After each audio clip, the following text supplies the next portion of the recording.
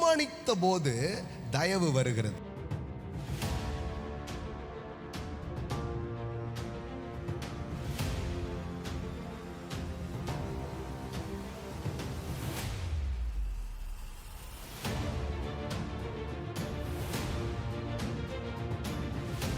ஆண்டவர் சொல்றாரு, ஜீவனும் இருக்கு, மரணமும் இருக்கு, ஆசீர்வாதமும் இருக்கு, சாபமும் இருக்கு. பட் ஐ ரெக்கமெண்ட் லைஃப் அப்படின்றார். என்ன கேட்டனா ஜீவனை தெரிந்து கொள், because this my will. But நான் அதை உனக்காக என்ன பண்ண முடியாது, சூஸ் பண்ண முடியாதுன்னு சொல்லிட்டு என்ன சொல்றாரு பாருங்க, நீ ஜீவனை தெரிந்து கொள். எல்லாம் சொல்லுங்க, யூ சூஸ் லைஃப். சொல்லுங்க, யூ சூஸ் லைஃப். என்ன போட்டிருக்கு பாருங்க, நான் ஜீவனையும் மரணத்தையும் ஆசீர்வாதத்தையும் சாபத்தையும் உனக்கு முன். நீ ஷாப்பிங் போகிற இடத்துல எல்லாம் இருக்கு. ஆனால் நீயும் உன் சந்ததியும் பிழைக்கும்படிக்கு நீ ஜீவனை தெரிந்து கொண்டு, யூ ஷால் சூஸ் லைஃப். ஆமென். நீ ஜீவனை தெரிந்து கொள். எல்லாம் சொல்லுங்க, வாழ்க்கை என்பது ஒரு தெரிந்து கொள்ளுதல். எத்தனை பேருக்கு வெளிச்சம் அடிக்குது?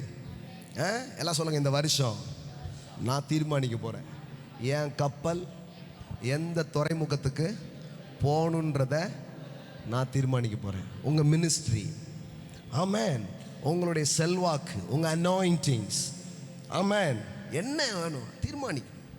தீர்மானிச்சா வேதவசனம் சொல்லுது, அடிமையாக தான் இருக்கிறான் தானியேல். அடிமையை தீர்மானிக்க முடியுமா? அடிமை விரும்பின சாப்பாடு சாப்பிட முடியுமா? சூழ்நிலையை பார்த்தா அவன் அடிமை. ஆனால் அடிமையாய் அவன் இருந்தாலும் தன் இருதயத்தில் ஒன்றை தீர்மானிக்கிறான், கர்த்தர் தயவை கட்டளையிடுகிறார். சார், எல்லாம் சாதகமா இருந்தா தீர்மானிக்க கூடாது, தீர்மானிச்சா சாதகமா மாறும். that is the things.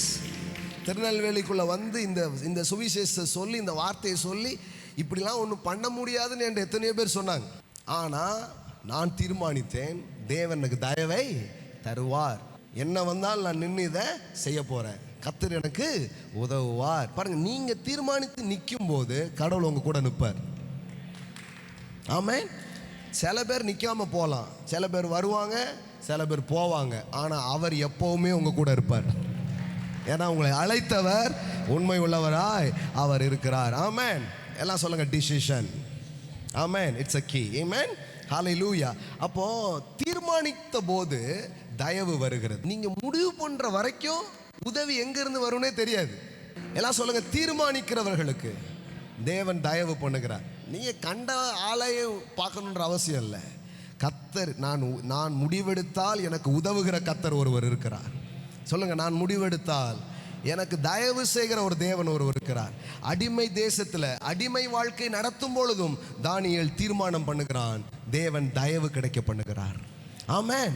அப்போ நீங்க முடிவு பண்ற வரைக்கும் ஹெல்ப் எங்க இருந்து வரும் தெரியாது.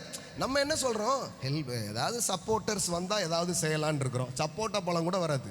சப்போர்ட்டர்ஸ் வந்த பிறகு செய்ய முடியாது. நீங்க செய்யும் போது சப்போர்ட்டர்ஸை கர்த்தர் அனுப்புவார். ஆமென்.